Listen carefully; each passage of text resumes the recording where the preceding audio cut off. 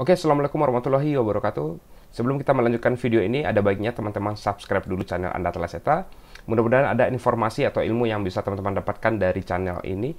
Dan juga teman-teman bisa melakukan proses pengeluaran data skripsinya dengan cara yaitu teman-teman tinggal menghubungi nomor WhatsApp yang ada di sudut video ini, yaitu dengan cara ya kita cek dulu. Nah, di sini saya sudah melakukan proses pengorderan data lebih dari 2000 mahasiswa se-Indonesia ya. Nah, kita lihat di labelnya. Kita ambil ke yang telah membayar. Nah, caranya yaitu di sini teman-teman tinggal kirimkan aja data yang kita inginkan, yaitu bab 3-nya dan data Excel-nya. Nah, jadi di sini sebelum kirimkan file yang kami butuhkan, setelah filenya diterima, datanya langsung kami kerjakan tanpa DP, tanpa biaya di awal. Jadi teman-teman setelah WhatsApp kami, teman-teman bisa langsung kirimkan datanya tanpa DP, tanpa biaya. Nah, setelah semuanya selesai, kami akan mengirimkan video berupa preview seluruh uji data kakak dari awal sampai akhir ya, langsung di WhatsApp secara pribadi ya. Nah, jadi pengerjaan bisa selesai dalam waktu 2 jam. Nah, setelah selesai, nah, kami akan mengirimkan video preview hasil dari data yang kakak kirimkan ini. Cek video dan hasilnya yang kami kerjakan. Nah, jika setuju dengan hasilnya, baru dilakukan proses TF. Jadi, teman-teman ya tinggal kirimkan aja bab 3-nya dan data Excel-nya langsung kami kerjakan. Nah, di sini bisa dilihat kita lakukan proses deal dulu ya. Kita lakukan ini yang intinya lakukan cuman hanya mengetik kata deal ya. Tidak saya tuntut biaya, tidak saya minta biaya, hanya katakan kata deal ya. Nah, setelah kata deal, oke, deal kan. Nah, setelah deal langsung, nah saya kirimkan semua hasil datanya dengan video berupa seperti ini. Nanti juga akan video yang seperti ini gimana sih Kak? Nah, video seperti ini juga akan saya lanjutkan di video ini. Oke, nah setelah ini baru kakak cek semuanya. Setelah sesuai dengan hasilnya yang kakak inginkan, baru nanti aku TF sesuai dengan kesepakatan ya Bang. Mana rekeningnya? Nah, bisa kakak lihat di sini. Nah, setelah dilakukan proses TF, baru datanya kita kirimkan. Jadi jelas ya Kak. Nah, intinya dari sini ya, tinggal kakak kirimkan datanya, terus duduk manis ya, tunggu hasilnya, atau saya kirimkan video previewnya. Nah, langsung di TF. Setelah di TF baru saya kirimkan datanya. Oke, nah jadi hasil atau preview data ini atau data yang seperti ini gimana sih Kak? Nah, ini yang akan kita lakukan tutorial juga sekaligus ya. Nah, gimana cara uji datanya dan juga prosesnya dari awal sampai akhir. Oke, langsung aja kita ambil salah satu data dari sini ya. Kita ke dokumen, kita ke PJYT ya, pasca virus ya. Oke, langsung aja kita ambil salah satunya.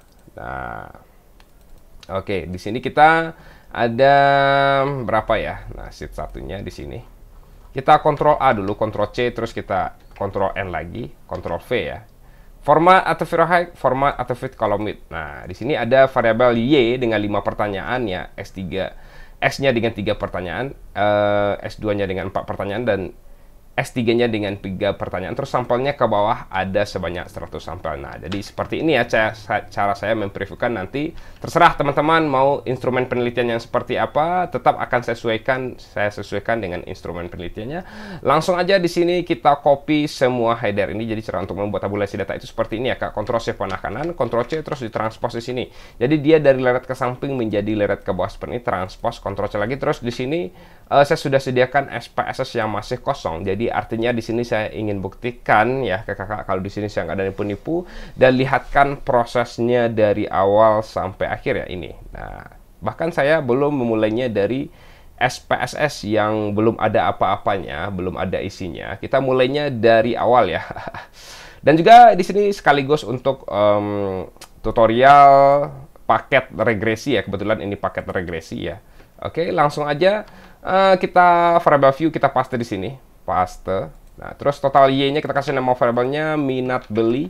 Nah, oke, total S1-nya kita kasih nama variabelnya brand Amex ya. Total S2-nya kita kasih nama variabelnya celebrity endorser, dan S3-nya kita kasih nama variabelnya yaitu media sosial. Oke. Kita proses sedikit biar lebih jelas. Nah, kalau udah seperti ini langsung aja kita ke data view. Nah, saya mulainya dari SPSS yang masih kosong, artinya sama ya seperti pegawai Pertamina ya. Oke, langsung aja di sini kita copy semua data ini. Cara untuk memblok data itu yaitu kita letakin kursornya di sini. di responden pertama dan di question round pertama. Terus kita tekan Ctrl Shift panah bawah, panah kanan, Ctrl C, terus langsung di paste di sini. Paste. Nah, kalau udah seperti ini, langsung aja kita untuk uji ini biasanya paket regresi itu yaitu valid, reliable, normal, multi, hetero, terus regresi terakhir ya. Regresi itu ada uji T, uji F, dan uji koefisien determinasi. Langsung kita ke analyze correlate bivariate. Nah, untuk uji validitasnya, misalkan itu seluruh unsur Y, termasuk dengan total dan pertanyaan seperti ini. Y-nya dengan 5 pertanyaan dan 1 totalnya. Oke, nah di sini yang perlu diperhatikan itu nilai person correlation yang ada di paling bawah ini. Nilainya itu kalau bagi saya ya tidak ada yang di bawah 0,30 ya. Ataupun SPSS sendiri juga udah memberitahukan kepada kita kalau dia berbintang 2 semua seperti ini artinya dia valid. Ataupun kita bandingkan dengan R tabelnya. Kita ke tabel R. Untuk tabel R itu ada cara untuk melihatnya karena di sini kita menggunakan tingkat signifikansi 0,05 kita bagi 2. Pokoknya settingan default untuk penelitian itu kita lihat di sini. Terus untuk bawahnya DF sama dengan N kurang 2. N itu kan sampelnya itu 100 kurang 2 ya, kita lihat di 98 ya. Oke. Nah, nilainya 0,1966. Kita proses sedikit. Nah, di sini bisa kakak lihat ya, tidak ada yang di bawah 0,1966. Iya, jelas karena saya setting angkanya itu di atas 0,30 semua. Jadi di bawah 0,30 aja nggak ada, apalagi di bawah 0,19 ya. Oke, untuk Y semuanya valid ya. Kalau mau cek satu-satu angkanya, pause aja videonya. Lanjut kita ke analyze lagi correlate bivariate, kita kembalikan Y, kita ke X ya, X1-nya dengan 3 pertanyaan dan 1 total. Oke. Nah, di sini juga bisa kakak lihat juga tidak ada yang di bawah 0,19. Untuk S1 juga semuanya valid. Lanjut kita ke analyze lagi correlate bivariate, kita kembalikan S1, kita ke S2-nya dengan 4 pertanyaan dan 1 totalnya. Oke. Nah, di sini juga bisa kakak lihat juga tidak ada yang di bawah 0,19. Untuk S2 juga semuanya valid. Lanjut kita ke analyze lagi correlate bivariate, kita kembalikan S2, kita ke S3-nya dengan 3 pertanyaan dan 1 totalnya. Oke. Nah, di sini juga bisa kakak lihat juga tidak ada yang di bawah 0,19. Oke, artinya di sini semua pertanyaan-pertanyaan yang kakak gunakan itu bisa digunakan ya. Lanjut kita ke analyze lagi. Kita ke scale ya, reliable. Untuk uji reliabilitasnya misalkan hanya pertanyaan saja, total yang dimasukin hanya pertanyaan saja. Y-nya dengan 5 pertanyaan ya. Oke. Nah, di sini nilai kompas apalnya 0,918, lebih besar dari 0,60 ataupun teori 0,70 ya. Oke, lanjut kita ke analysis lagi scale reliable. Kita kembalikan Y, kita ke X1-nya dengan 3 pertanyaan. Oke. Nah, 0,905 juga lebih besar dari 0,60 ataupun teori 0,70. Kita kembalikan, kita ke S2-nya dengan 4 pertanyaan. Oke, 0,888 juga lebih besar dari 0,60 ataupun teori 0,70. Kita kembalikan S2. Kita ke S3-nya dengan 3 pertanyaan. Oke, 0,895 juga lebih besar dari 0,60 ataupun teori 0,70. Oke, semua instrumen penelitiannya udah valid dari label, artinya semua pertanyaan-pertanyaan yang kakak gunakan itu bisa digunakan. Semua pertanyaan-pertanyaan yang kakak ukur itu bisa kakak itu bisa mengukur apa yang ingin diukur ya. Lanjut kita ke analyze lagi, kita ke uji normalitas ya. Nah, kita ke analyze non-parametric. Nah, ini adalah uji normalitas per variabel ya. Ini dia Y, S1, S2, S3 ya. Nah, jadi terserah kakak nanti mau pakai normalitas per variabel, mau pakai normalitas menggunakan nilai standar residual ya. Saya akan amankan semuanya ya. Oke. Artinya di sini itu apakah angka-angka yang dihasilkan oleh instrumen-instrumen penelitian kakak itu layak untuk dilakukan analisis datanya per variabelnya. Oke. Nah, di sini yang perlu diperhatikan itu nilai assumption total yang ada di paling bawah ini. Nilainya itu 0,128, 0,140, 0,103, dan 0,113. Artinya semuanya lebih besar dari 0,05 ya. Dan membuktikan jika data ini berdistribusi normal per variabelnya. Nah, ini dia. Lanjut. Kita minimize lagi, kita langsung ke regresinya ya. Kita ke analyze regresi linear ya. Kita masukkan di sini yaitu Y ke dependen, terus S1, S2, S3 masukkan ke independen, terus statistik tentang kolinearitas untuk uji multi kolinearitas continue ya. Terus kita ke plot ya. Spread ke X, S-resid ke Y, ini untuk uji heterokedastisitas, histogram, dan normal. Ini untuk cek apakah data atau regresi atau hubungan variabel X dan Y-nya itu normal nantinya berdasarkan histogram dan plot continue. Terus kita ke ujung sini ya. Ops, sebentar ya. Nah, save ya. Kita munculkan di sini nilai dari unstandardized. Nanti nilai unstandardized ini akan muncul di sebelah variabel total X3. Nilai itu akan kita gunakan untuk uji normalitas lagi seperti yang saya katakan tadi. Continue, terus oke. Nah, kelihatan muncul nilai satunya. Kita biarkan aja dulu, kita fokus ke outputnya. Dan kita baca outputnya dari atas saja ya. Nah, di sini ada nilai EJUS R-square ya. Atau untuk uji koefisien determinasi sebesar 0,773. Artinya 77,3% variabel S1, S2, S3 itu berpengaruh terhadap Y. Untuk uji koefisien determinasi sebesar 77,3%. Lanjut kita ke uji F ya. Uji F itu ada dua syarat juga. Yang pertama, tingkat signifikansi harus lebih kecil dari 0,05 dan F fiturnya harus lebih besar dari F tabelnya. Di sini bisa kakak lihat ya, nilai signifikansinya jelas-jelas lebih kecil dari 0,05. Kalau tingkat signifikansi ini lebih kecil dari 0,05, pasti F fiturnya itu akan otomatis lebih besar dari F tabelnya. Kita cek di sini, kita ke tabel F ya. Untuk tabel F itu ada cara untuk melihatnya, karena di sini kita menggunakan ya karena di sini kita menggunakan 3 variabel bebas ya. Terus sampelnya ke bawah ada sebanyak 100 ya. Kita lihat di 3 dan 100 ini, 3 dan 100 ini. Nah, nilainya 2,70. Kita perbesar sedikit. Nah, di sini bisa kakak lihat dengan jelas ya, nilai F hitungnya 113,352, lebih besar dari F tabelnya sebesar 2,70. F hitungnya lebih besar dari F tabel ya, kesimpulannya berarti ada pengaruh variabel S1, S2, S3 terhadap Y secara simultan atau secara bersama-sama terhadap Y. Hipotesis untuk uji F-nya diterima. Lanjut, kita ke uji T. Uji T itu juga ada dua syarat juga. Yang pertama, tingkat signifikansi harus lebih kecil dari 0,05 dan T hitungnya harus lebih besar dari T tabelnya. Di sini juga bisa kakak lihat juga nilai signifikansinya jelas lebih kecil dari 0,05. Kalau tingkat signifikansi ini lebih kecil dari 0,05, pasti T hitungnya itu juga akan otomatis lebih besar dari T tabelnya. Kita cek di sini, kita ke tabel T. Untuk tabel T itu juga ada cara untuk melihatnya, karena di sini kita menggunakan tingkat signifikansi 0,05 kita bagi 2. Pokoknya setengah level untuk penelitian itu kita lihat di sini. Terus untuk ke bawahnya ada cara khususnya itu DF sama dengan N kurang K kurang 1. N itu sampel, K variabel bebas atau adalah rumus, berarti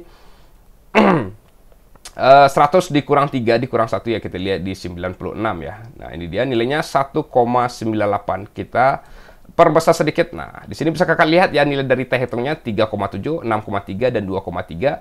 T hitungnya lebih besar dari T tabel. Kesimpulannya berarti ada pengaruh variabel S1, S2, S3 terhadap Y secara parsial atau secara sendiri-sendiri atau secara individu terhadap Y. Hipotesis uji T-nya juga semuanya diterima. Artinya, kesimpulan yang bisa didapatkan dari penelitian ini itu semakin meningkat brand image ya. Maka minat Belly juga akan mengalami peningkatan. Begitu juga dengan selebriti, endorser, dan media sosial ya. Ataupun sebaliknya, brand image-nya menurun, maka minat Belly juga akan mengalami penurunan. Itu yang disebut dengan berpengaruh positif. Artinya, jika X ini mengalami peningkatan, maka Y juga akan mengalami peningkatan. Jika X ini mengalami penurunan, maka Y juga akan mengalami penurunan. Lanjut. Nah, kita ke uji multikolinearitas. Toleransinya tidak ada yang di bawah 0,1, nilai VIF tidak ada yang di atas 10.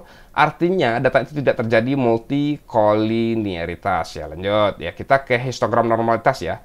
Dia semua batan dilewati oleh kurva dan puncaknya berada di tengah. Artinya, membuktikan jika data atau regresi atau hubungan variabel X dan Y ini normal berdasarkan histogram. Ini bukti yang pertama, data atau regresi atau hubungan variabel X dan Y ini normal. Bukti yang kedua itu PP plot ya. Titik-titiknya selalu mengikuti garis diagonal. Terus lanjut kita ke uji hetero dengan scatter plot. Titik-titiknya tersebar secara acak di atas angka 0 maupun di bawah angka 0 ya. Nah, seperti yang saya katakan tadi, ini kan untuk uji normalitas data atau regresi atau hubungan variabel X dan Y ini hanya menggunakan gambar.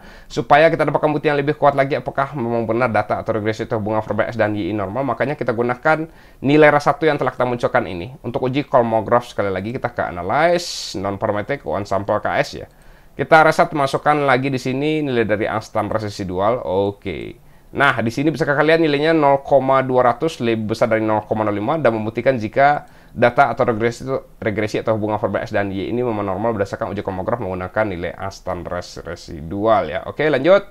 Nah, di sini kan untuk uji hetero dengan scatter plot ini hanya menggunakan gambar supaya kita dapatkan bukti yang lebih kuat lagi apakah memang benar data itu tidak terjadi heterokedastisitas. Kita tambahkan uji satu lagi yaitu uji heteroglacier namanya supaya uji hetero yang scatter plot ini lebih kuat lagi hasilnya. Caranya yaitu kita ke sini, kita minimize ini, kita ke nilai ras 1 yang telah kita munculkan ini, kita transform dia dengan cara transform kompok variabel ya. Kita klik Alt, terus kita klik ABS, terus kita klik di sini nilai dari Einstein res ya. Terus kita kasih nama variabelnya itu ABS underscore res ya. Jadi ceritanya kita absolutkan ya nilai dari res 1 ini dengan nama variabel ABS res. Nanti variabel ABS res ini akan muncul di sebelah variabel res 1. Nilai itu akan kita gunakan untuk uji heteroglacier ya. Oke. Nah, di sini bisa kakak lihat nilai ABS res-nya udah muncul dengan yang ditandai dengan compute execute seperti ini. Jadi cara untuk uji heteroglacier itu yaitu kita regresikan ABS res ini dengan variabel bebasnya. Kita ke analyze, regresi linear.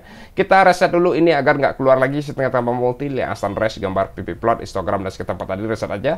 Terus kembalikan lagi di sini S1, S2, S3-nya, kembalikan lagi ke independen. ABS res-nya masukkan ke dependen. Nah, ini adalah regresi untuk uji hetero ya Kak, bukan untuk hipotesis. Oke. Nah, Di sini yang perlu diperhatikan itu adalah signifikansi detail block koefisien yang diregresikan dengan ABS rest harus di atas 0,05. Artinya ABS rest ini tidak boleh dipengaruhi oleh S1, S2, S3 ya. Kesimpulannya itu tidak terjadi heterokedastisitas. Jadi ini untuk memperkuat uji hetero yang scatter plot ini, dan yang diperhatikan di regresi ini adalah signifikansi ini aja, yang lainnya nggak usah diperhatikan ya. Sedangkan regresi untuk hipotesis ya kita keluarkan sekali lagi yang tidak tetap multinya, kita kembalikan ABS rest, masukkan lagi di sini yaitu minat beli ya. Oke, nah sama ya dengan di atas tadi, cuman tidak ada tabel multinya aja. Oke, untuk paket regresi semuanya udah selesai ya. Nggak nyampe berapa menit nih, nggak nyampe. Tadi saya preview awalnya dengan pembukaan ya, palingan ya 15 menit lah. Nah, oke, udah selesai semua. Dan juga nanti kalau misalnya ya, ada teman-teman yang datanya tidak signifikan atau tidak normal, ataupun ya, tidak lolos valid reliable, nah teman-teman bisa hubungi saya di nomor WhatsApp yang ada atau tertera di sudut video ini. Oke, saya akan selesaikan dalam waktu kurang dari 2 jam ya. Oke, jadi nanti ini kan hanya preview ya gimana cara saya melakukan sebuah orderan ya Kak. Nah, jadi cukup jelas ya. Nah, jadi nanti Kakak misalnya kalau mau order ke saya juga akan saya kirimkan preview seperti ini ya. Oke. Jadi nanti file yang akan didapatkan oleh seorang yang telah mengorder saya itu semua file output SPSS ini. Kita rapikan dulu ya. 1, 2, 3. Jadi nanti file yang akan teman-teman dapatkan saat pengorderan itu semua file output SPSS ini, dan juga file SPSS ini, dan juga file Excel ini. Nah, dan juga di sini akan saya rapikan per uji per sheet ya. Kita ke validitas dulu. Validitas. Nah, ini dia. Kita proses ini sedikit, ini juga diproses sedikit. Nah, format atau fit column bit sumber keputusan untuk uji validitas itu yang ini. Oke. Dan juga nanti kalau misalnya Kakak udah mulai membuat bab interpretasi, bab pembahasan atau bab 4 ya, kan nggak mungkin juga tabel sebesar dan sebanyak ini dimasukkan ke dalam bab pembahasan. Saya juga ada cara untuk membuat tabel ringkasan dari uji validitas, cek aja di channel Andata Leseta uji validitas ya. Nah, artinya di sini yaitu ini bukan video tutorial ya, tapi tutorial juga bisa disebut seperti itu ya. Tapi saya fokusnya di sini yaitu mempreviewkan gimana cara kerja saya ya. Oke, ini dia validitas, terus kita ke reliabilitas ya, ya. Jadi cukup jelas ya, saya previewkan. Jadi nanti teman-teman kalau mau ngorder ya, nah teman-teman kirimkan aja datanya. Nah, setelah datanya dikirim ya tinggal tunggu preview seperti ini ya. Nah, saya kirimkan di WhatsApp-nya ya. Nah, oke, ini reliabilitas ya. Jadi tadi saya mulainya dari SPSS yang masih belum dibuka ya. Nah, reliabilitas ini ya. Nah, artinya di sini validitas itu yaitu apakah pertanyaan-pertanyaan yang Kakak susun itu bisa digunakan semuanya. Reliabilitas itu artinya yaitu apakah pertanyaan-pertanyaan Kakak itu bisa mengukur apa yang ingin Kakak ukur ya. Di sini juga saya tidak berdebat dengan teori ya. Ini juga saya dapatkan ilmunya dari buku penelitian ya, berbagai referensi ya. Terus normalitas itu artinya yaitu berdasarkan teori yang ada sesuai dengan para ahli, yaitu artinya apakah ya angka-angka yang dihasilkan oleh instrumen-instrumen penelitian Kakak itu layak untuk dilakukan analisis datanya per variabelnya. Nah, format atau fit column sumber keputusannya ini dia. Nah, normalitas yang per variabel ya. Terus normalitas menggunakan nilai dari unstandardized residual ya. Mana dia?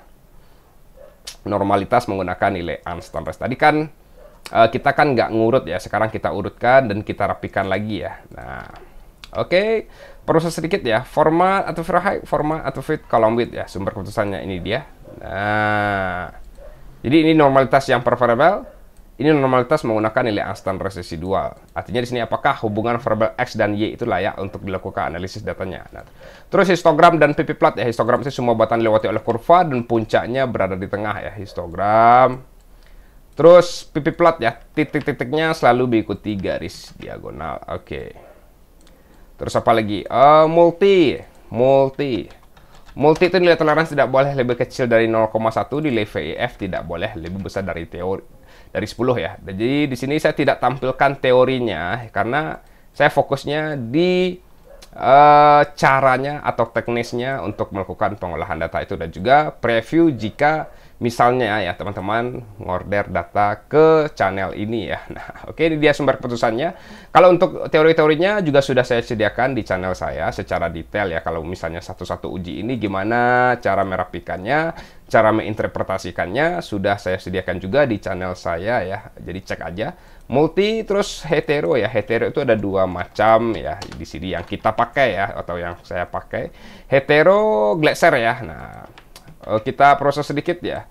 Ini juga diproses sedikit. Nah, format atau high, format atau fit column sumber keputusan untuk uji hetero Glaser itu yang ini.